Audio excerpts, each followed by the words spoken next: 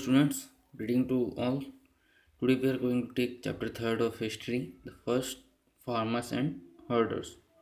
In this chapter, we are going to take topics like origin of farming communities, domestication of animals, Neolithic tools, invention of the wheel, Neolithic revolution, Chalcolithic period, case study of some Neolithic sites that are in India के अंदर जो Neolithic sites है उनकी case study पढ़ेंगे।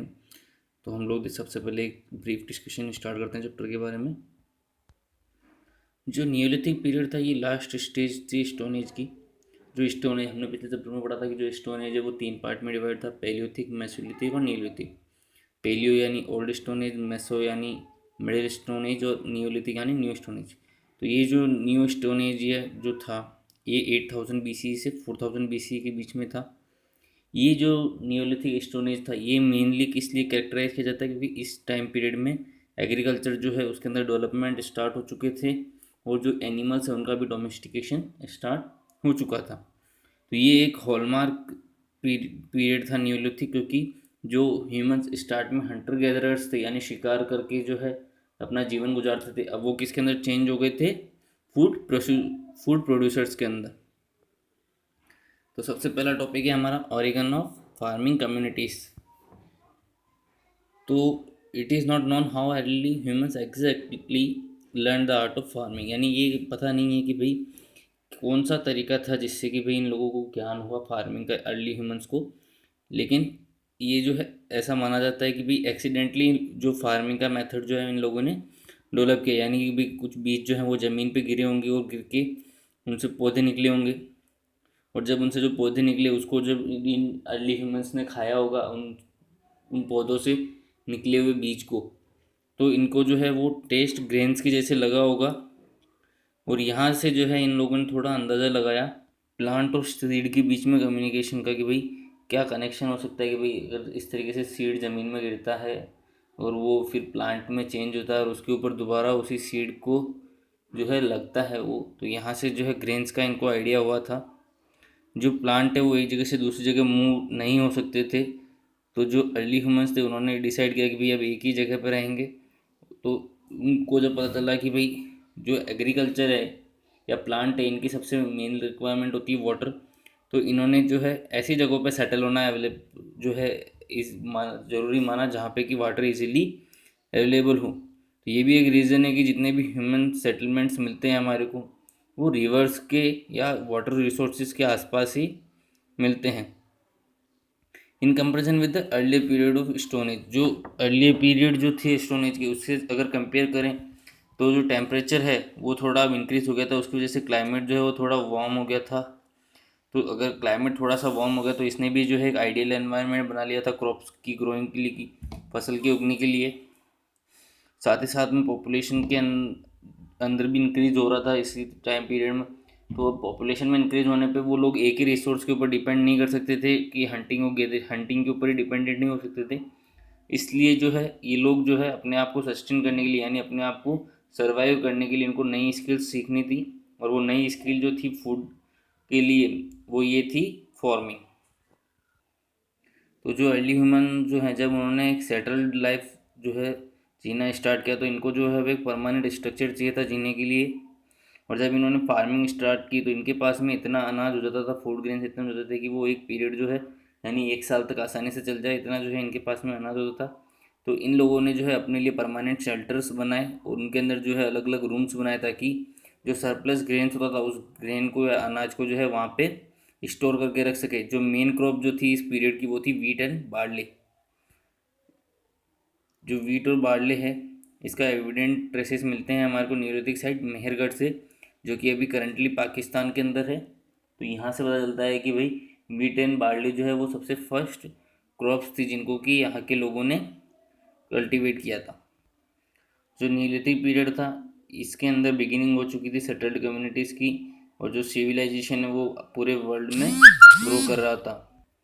तो next जो चीज़ है वो है डोमेस्टिकेशन ऑफ एनिमल्स। तो यानी जो फार्मिंग है उसकी स्किल डेवलप करने के बाद में जो न्यूलिथिक पीरियड की दूसरी चीज़ थी वो थी जानवरों का जानवरों को पालतू बनाना। जो एनिमल रिमेन्स और बोन्स मिले हैं कुछ सर्टेन साइट से वो ये चीज़ जो है इंडिकेट करते हैं कि भाई एनिमल्स जो है उनको डोमेस्टिकेटेड किया जाता था। जो नियोलिथिक पीपल थे इन्होंने mainly cows, sheep, goats, pigs और डॉग्स को जो है अपना डोमेस्टिकेटेड किया होगा। जो बुर्जोम जो है वहाँ पे जो स्टोरेज पिट्स मिले यानी जो कमरे मिले हैं स्टोरेज के लिए क्लोज टू ड्वेलिंग पिट्स के, वो ड्वेलिंग पिट्स के क्लोज माने जाते हैं। जो ड्वेलिंग पिट्स होते हैं इसके अंदर ये होता है कि एक गड्ढा खोदा जाता है ग्राउंड के अंदर और फिर उसको जो है रूफ से कवर करके और शेल्टर के रूप में यूज़ किया जाता था। वो ड्वेलिंग पिट्स होते हैं जो अर्ली ह्यूमंस जो है शेल्टर के रूप में यूज़ करते थे। तो कई सारी एनिमल बोन्स जो है वो इस इन स्टोरेज पिट्स से भी मिली है, जिससे ये पता चलता है कि भाई ये जो है या तो टूल्स होंगे या फिर उन जानवरों के जो है रिमेन्स होंगे जिनको कि नियोलिथिक पीपल ने डोमेस्टिकेट किया होगा। डॉग्स जो है उसको भी उनको भी डोमेस्टिकेटेड किया गया था इस पीरियड के अंदर, क्योंकि डॉग जो है वो हंटिंग एक्सपीडिशन में काफ़ी यूज़फुल एनिमल था। उसके अलावा हॉर्स और डंकी जो है उनको भी यूज़ किया गया क्योंकि ट्रांसपोर्टेशन में यूज़ होते थे वो। तो इसी के साथ में जो है हॉर्स और डोंकी का यूज़ तब से स्टार्ट ज़्यादा हुआ जबकि अर्ली ह्यूमंस ने या फिर जो नियोलिथिक ह्यूमंस थे इन्होंने व्हील जो है उसका इन्वेंशन किया। नेक्स्ट टॉपिक है हमारा इन्वेंशन ऑफ द व्हील। तो ये आइडिया तो नहीं मिलता है अभी कि भाई जो व्हील है वो किस तरीके से अर्ली ह्यूमंस ने अकर्ड किया होगा या फिर मतलब किस तरीके से उनके माइंड में जो है ये इन्वेंशन का आइडिया आया। लेकिन ऐसा माना जाता है कि भाई जो रेवोल्यूशनाइज लेवल था प्रोग्रेस का ह्यूमन का, यानी ह्यूमन जिस तरीके से अपने आप को रेवोल्यूशनाइज कर रहे थे उससे जो है वो फ्यूचर डेवलपमेंट्स को काफ़ी पेश मिली, क्योंकि व्हील जो है उसने काफ़ी मदद की आगे के टाइम में बहुत ज़्यादा। तो जो इन्वेंशन ऑफ व्हील है वो इमीडिएट नहीं था। सबसे पहले जो ये एक पीरियड के अंदर जो है हुआ है।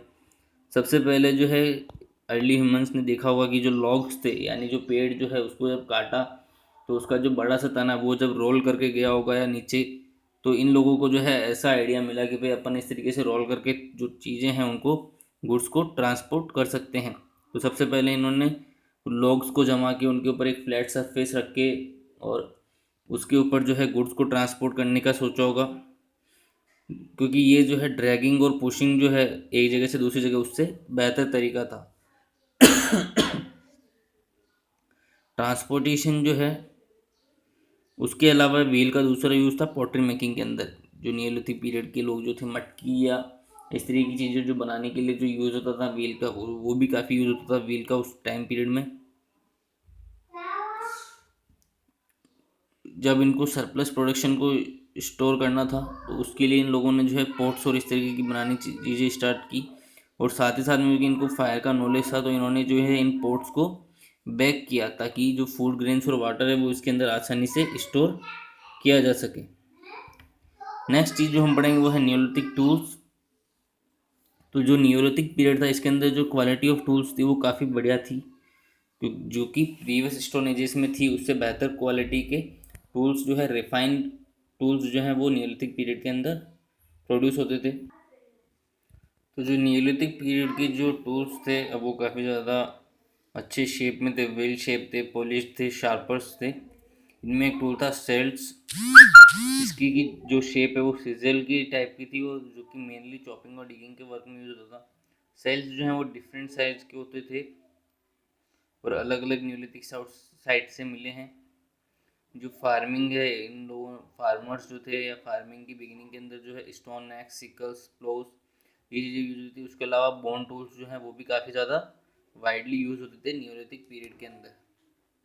नेक्स्ट चीज़ है हमारा न्यूलिथिक रेवोल्यूशन। जो न्यूलिथिक पीरियड है इसको रेवोल्यूशन इसलिए कहा जाता है क्योंकि जो ह्यूमन जो है वो हंटर गैदरर से सीधा फूड प्रोड्यूसर के अंदर ट्रांजिशन हुए थे। अब उनको जो है क्या चीज़ नहीं करनी होती थी, अब उनको अपनी सर्वाइवल के लिए एक जगह से दूसरी जगह शिकार की तलाश में नहीं भटकना होता था, बल्कि वो जो है ज़्यादा कंट्रोल कर सकते थे अपने जो है एनवायरनमेंट के ऊपर, साथ ही साथ में फूड प्रोडक्शन के ऊपर। फार्मिंग जो है उसने और भी कई सारे डेवलपमेंट्स को जो है स्टार्ट किया, जिसकी वजह से जो है काफ़ी इफेक्ट हुए लोगों के ऊपर। इन एडिशन टू फार्मिंग लोगों ने जो है फार्मिंग के साथ साथ में एनिमल्स को डोमेस्टिकेट करना स्टार्ट किया, जिससे कि उनको काफ़ी एडवांटेज हुआ। साथ ही साथ में अब उनको जो है शिकार के ऊपर ज़्यादा डिपेंड नहीं होना पड़ा, बल्कि अब वो जो है उन्हीं जानवरों का दूसरी तरीक़ों से यूज होते थे, जैसे मिल्क और मीट प्रोडक्ट्स जो है वो उनको ईजिली अवेलेबल हो जाते थे। न्यूलिथिक पीपल जो है उन्होंने जानवरों की जो खाल थी, स्किन, उसको भी काफ़ी यूज में लिया अपने, और व्हील जो है उसकी मदद से उन्होंने जो है एनिमल्स को ट्रांसपोर्टेशन के अंदर भी यूज़ किया। जो ये ट्रांजिशन था फूड गैदरर से फूड प्रोड्यूसर का, इसकी वजह से न्यूलिथिक पीपल ने जो है एक सेटल्ड लाइफ जीना स्टार्ट किया, और इसने जो है कम्युनिटीज़ को डेवलप किया। लोग जो है अब ग्रुप बना के रहने लगे। ये जो ग्रुप बना के रहने का जो स्टार्ट हुआ था, इसकी मदद, इसकी वजह से सिविलाइजेशन जो है उसकी भी शुरुआत हुई। फार्मिंग कम्युनिटीज़ जो हैं वो डेवलप होकर सिटीज़ के अंदर कन्वर्ट हुई, और साथ ही साथ में जो ग्रोथ है वो सिविलाइजेशन काफ़ी ज़्यादा हुई, और इसने कॉम्प्लेक्स सोसाइटीज़ को भी फॉर्म किया जो कि काफ़ी ज़्यादा ऑर्गेनाइज थी, एडमिनिस्ट्रेटेड थी।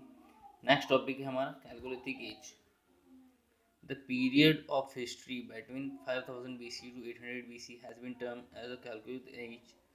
The Chalcolithic Age was a period of transition which witnessed the gradual change from stone tools to metal tools. यानी ये जो पीरियड था 5000 BC से 800 BC के बीच का, इसको कैलकोलिथिक एज बोलते हैं। इसको कैलकोलिथिक एज इसलिए बोलते हैं क्योंकि इसके अंदर जो स्टोन टूल्स है उससे ट्रांजिशन होके ह्यूमन जो है किसके ऊपर डिपेंड हो गए, मेटल टूल्स के ऊपर। जो कैलकुलेटिक एज है इसको कॉपर स्टोन एज भी बोलते हैं, क्योंकि इसके अंदर जो है स्टोन के साथ साथ में कॉपर जो है उसको काफ़ी ज़्यादा यूज़ किया जाता था टूल्स बनाने के लिए। In comparison to stone tools, जो मेटल टूल्स थे वो ज़्यादा स्ट्रॉन्गर थे, और वर्क जो है वो भी उनसे ज़्यादा इजीली होता था। हंटिंग, फार्मिंग, फिशिंग, हर एक चीज़ के अंदर जो है ज़्यादा इजीली और ज़्यादा हेल्पफुल जो चीज़ थी वो थी ये कॉपर टूल्स। तो इसलिए कैलकोलिथिक एज जो है इसके बाद में आए थे ब्रॉन्ज एज या फिर हड़प्पा कल्चर। अब हम लोग पढ़ेंगे केस स्टडी। केस स्टडी के अंदर हम लोग उन न्यूलिथिक साइट्स के बारे में पढ़ेंगे जो कि इंडिया के अंदर फ्लोरिश थी। तो सबसे पहली है मेहरगढ़। तो जो सबसे पहला वीट एंड बार्ली कल्टीवेशन का जो यहाँ से एविडेंस मिलता है हमारे को, वो नॉर्थ वेस्ट रीजन है जिसके अंदर प्रेजेंट डे का पाकिस्तान, अफगानिस्तान है। मेहरगढ़ जो है वो एक इम्पोर्टेंट न्यूलिथिक साइट है बलूचिस्तान के अंदर, जहाँ पे कि सबसे अर्लीस्ट एविडेंस मिले हैं हमारे को फार्मिंग और हर्डिंग के। हिस्टोरियंस जो है उन्होंने ये जो मेहरगढ़ न्यूलिथिक साइट है इसको 7000 BC से 2500 BC के बीच का बताया है। यहाँ के जो लोग थे वो रेक्टेंगुलर शेप मकानों में रहते थे, जो मकान जो है वो मड ब्रिक्स से बने हुए थे। जो रूम जो है वो स्टोर ग्रेन्स के रूप में भी यूज़ होते थे, सामान को स्टोर करने के लिए भी यूज़ करते थे। मेनली यहाँ के लोग वीट, बार्ली और कॉटन जो है उसको प्रोड्यूस करते थे। जो एनिमल्स थे उसके अंदर इन लोगों ने शीप, गोट्स, इनको जो है डोमेस्टिकेट कर रखा था। यहाँ इसका इस बात से पता चलता है कि भाई इन्होंने कौन शीप और गोट को या कौन कौन से एनिमल्स जो है उनको डोमेस्टिकेट कर रखा था, इसका पता चलता है यहाँ पे मिले हुए एनिमल बोन्स से। यहाँ पे जो है स्टोन और बोन दोनों टाइप के टूल्स मिले हैं। पोट्री के अंदर यहाँ पे जो है बास्केट्स मिली है जिनके ऊपर की लाइन बनी हुई है क्ले से। ये जो है लिक्विड्स को होल्ड करने में यूज़ होते थे। साथ ही साथ में हैंडमेड पोट्री के ऊपर जियोमेट्रिक डिज़ाइंस, टेराकोटा फिगरिंग्स, ये चीज़ें भी बनी हुई थी। ये इससे ये बदलता है कि भाई यहाँ के लोग जो वो आर्ट और सेमी प्रीशियस स्टोन्स, कई सारी चीज़ों को जो है जानते थे। जैसे सेमी प्रीशियस स्टोन्स के अंदर लैपिस लाजुली, ये काफ़ी जो है अच्छा ऑर्नामेंट के रूप में यूज़ होता था। बीड्स और शेल्स जो है वो भी ऑर्नामेंट्स के रूप में यूज़ होते थे। मेहरगढ़ की जो एक्सकवेशन है वहाँ से बीड मेकिंग, टैनिंग और मेटल वर्क, इसके भी एविडेंस हमको मिले हैं। नेक्स्ट न्यूलिथिक साइट है Burzahom. Burzahom was the first neolithic site to be discovered in Kashmir. जो कश्मीर है उसके अंदर सबसे पहली जो न्यूलिथिक साइट डिस्कवर हुई वो बुरजोम है। इसकी जो डेट है वो स्टूडेंट्स ने मनाई है 3000 BC के आसपास। जो दूसरी जो दो साइट है इसके पास में वो है गुफराल और मारतंड। जो न्यूलिथिक कल्चर था बुरजोम, इसके अंदर इसकी यूनिक स्पेशलिटी थी पिट ड्वेलिंग्स। इनकी जो दीवारें हैं वो काफ़ी वेल मेड थी। फ्लोर जो है उसको कलर किया गया था रेड ऑकरे से। जो पिट ड्वेलिंग थी वो ज़मीन के अंदर खोदी जाती थी और प्लास्टर किया जाता था उनके ऊपर मड से, जिसकी ये जो है ड्वेलिंग ऊपर से नैरो होती थी, और जो बेस जो था इनका वो वाइड होता था। इनको जो है न्यूलिथिक पीपल शेल्टर के रूप में भी यूज़ करते थे कोल्ड वेदर के अंदर, और जो वाइल्ड एनिमल्स है उससे भी अपना बचाव करने के लिए यूज़ करते थे। कई सारे बोन टूल्स जो हैं यहाँ पे मिले हैं जिनकी शेप जो है वो नीडल्स, हारपून्स या फिर स्टोन एक्स, चॉपर्स इस तरीके की है। जिस टाइप के टूल्स बुर्ज होम से मिले हैं वो ऐसा सजेस्ट करते हैं कि यहाँ के लोग जो है वो हंटिंग और फिशिंग इनको अब भी प्रैक्टिस करते थे फार्मिंग के साथ साथ। प्रैक्टिस ऑफ बरियल्स यानी जो मुर्दा जो लोग होते थे उनको ज़मीन में गाड़ने की प्रैक्टिस होती थी न्यूलिथिक पीरियड के अंदर। लोग जो है अपने जो मरे हुए लोग होते थे उनको अपने मकान की जो फर्श थी उसके नीचे गाड़ते थे, या फिर पास में जो है ग्रेव बना के भी उनको गाड़ते थे। यहाँ पे जो रिमेन्स मिले हैं न्यूलिथिक पीपल के उसके अंदर जो है रेड ओकरे से उनको जो है पहले रेड ओकरे का लेप किया गया है before burying them. A lot of items that were of daily use जो वो भी जो है इनके साथ में मिले हैं, क्योंकि जो मुर्दा लोग होते थे उनकी कब्र में ये लोग जो है कई सारे टूल्स या पोर्ट्स जो हैं उनको भी गाड़ते थे। सम एक्सकवेशन ऑफ बरियल साइट्स जो है वहाँ से एनिमल बोन्स भी मिली है। इससे ऐसा पता चलता है कि भाई जो आदमी मरता था अगर कोई उसको गाड़ते थे तो उसके साथ में जो है किसी जानवर को भी गाड़ दिया जाता था। और कुछ एनिमल बोन्स भी मिले हैं बरियल साइट से जिसके अंदर डॉग, कैटल, शीप और गोट की बोन्स मिली हैं। अब जो है हम देखेंगे कि इंडिया के कौन कौन से स्टेट्स के अंदर न्यूलिथिक पीरियड की कुछ साइट्स है। तो सबसे पहले उत्तर प्रदेश, बेलन वैली जो है वो उत्तर प्रदेश के अंदर सबसे अर्ली नॉन साइट है जहाँ पे पेस्टोरल और एग्रीकल्चरल कम्युनिटीज़ इमर्ज हुई थी। पेस्टोरल और एग्रीकल्चर यानी जानवरों को पालने वाली और खेती करने वाली जो सबसे पहली कम्युनिटीज़ जो थी वो बेलन वैली के अंदर डेवलप हुई थी उत्तर प्रदेश के। यहाँ पे जो है बेलन वैली के अलावा और दूसरी जो न्यूलिथिक साइट है वो है चौपानी, मंडो, कोली धावा, महागढ़। एक्सकवेशन जो की गई है इन साइट से वो इंडिकेट करती है कि भाई फूड गैदरर से फूड प्रोड्यूसर जो है वो किस तरीके से हुए थे अर्ली ह्यूमंस। और यहाँ पे जो है सेटल्ड लाइफ के काफ़ी एम्पल मिले हैं, डोमेस्टिकेशन ऑफ कैटल, शीप, गोट और राइस कल्टीवेशन के भी काफ़ी सारे यहाँ पे एविडेंस मिले हैं। नेक्स्ट हमारा स्टेट है बिहार। जो मेन न्यूलिथिक साइट्स जो थी बिहार के अंदर वो 2000 से 1600 BC के बीच में थी, जिसके अंदर चिरान, चेचार, सेनवार, तारदी ये मेन साइट्स थी। ये जो साइट है ये एक पैटर्न को रिफ्लेक्ट करती है जो कि उस वक्त के लोग फॉलो करते थे न्यूलिथिक पीरियड के। यहाँ पे जो है काफ़ी लार्ज वेराइटी के अंदर बोन टूल्स मिले हैं चिरांद और सेनवार इन दो जगह से। ग्रेन्स में मेनली व्हीट, बार्ले, राइस, लैंटिल्स जो हैं वो उगती थी और कल्टिवेटेड ये होती थी मेनली न्यूलिथिक साइट चिरांद में। नेक्स्ट हम लेंगे साउथ इंडिया। तो जो साउथ इंडिया के अंदर जो है डेक्कन प्लेट्यू जो है उसकी तरफ काफ़ी सारी जो है न्यूलिथिक साइट्स जो हैं वो मिली है एक्सकवेशन के थ्रू, जिसके अंदर सांगन कोल्लू, नागार्जुन कोंडा, मास्की, ब्रह्मगिरी, तेकलोकोटा, पिक्किल, पिक्कीहल और हेल्लू। रागी जो है वो सबसे फर्स्ट क्रॉप जो है वो यहाँ के लोग जो है क्रॉप करते थे। वीट जो है वो भी इस रीजन के अंदर कल्टीवेट होता था। एनिमल रिमेन्स और बोन्स जो है उससे पता चलता है कि भाई यहाँ के लोग भी जो है वो जानवरों को डोमेस्टिकेट करने लग गए थे। मेनली जो एनिमल्स थे वो थे काऊ, शीप, गोट, बफेलो और डोंकी। जो नीलिथिक पीरियड के जो पीपल थे साउथ इंडिया के अंदर उन्होंने जो है एग्रीकल्चर और पेस्टोरल टाइप की इकोनॉमी को फॉलो किया था। और ये जो कल्चर था साउथ इंडिया के अंदर ये 2600 से 1000 BC के बीच का था। नेक्स्ट है हमारा दाउजी हेडिंग एंड गॉक एब्री। जो हमारा नॉर्थ ईस्टर्न पार्ट है अगर वहाँ पे ये जो है न्यूलिथिक साइट्स मिली हैं दाउजी हेडिंग एंड गॉक एब्री। ये मिली है हमारे को कुछ हिल्स में, जैसे असम के अंदर जो है नॉर्थ चेचार, गारो हिल्स और नागा हिल्स जो हैं असम, नॉर्थ चेचार, गारो हिल्स, नागा हिल्स यहाँ पे मिली है ये साइट। जो दो मेनली साइट वो है दाउजी हेडिंग और गोकाबरी।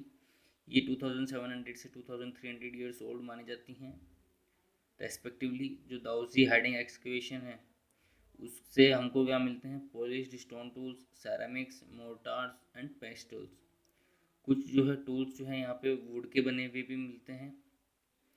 इन आइटम्स के साथ साथ में यहाँ पे पोर्ट्स जो है वो भी मिलते हैं जिनको कि ग्रेन्स को स्टोर करने के लिए यूज़ किया जाता था। तो ये चीज़ें ये चीज़ इंडिकेट करती है, इन चीज़ों से ऐसा इंडिकेशन होता है कि जो न्यूलिथिक पीपल थे इस जगह के इस साइड के वो एग्रीकल्चर प्रैक्टिस करते थे।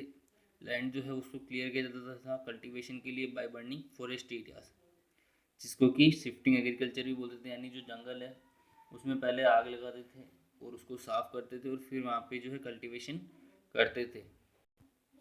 जो सबसे रिमार्केबल डिस्कवरी थी इस north eastern Neolithic side area की, वो थी जेडाइट स्टोन।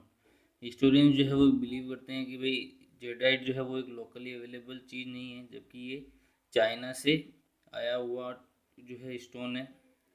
तो ये चीज़ें इंडिकेट करती हैं कि भाई इस जगह के जो लोग थे उनके जो है दूसरी कंट्रीज़ के साथ में जो है ट्रेड रूट्स भी थे। जो साउथ ईस्ट एशिया और ईस्ट एशिया है वहाँ पे भी इन लोगों के ट्रेडिशन थे या ट्रेड कॉन्टेक्ट्स थे। Salt making tradition, cord impression pottery, cultivation of rice, ये सब चीज़ें इस बात को साबित करती है कि भाई इन लोगों का जो है साउथ ईस्ट और साउथ ईस्ट एशिया पे काफ़ी ज़्यादा इन्फ्लुएंस था। तो ये आपका चैप्टर फिनिश है। कोई भी डाउट हो आप पूछ सकते हैं। Thank you.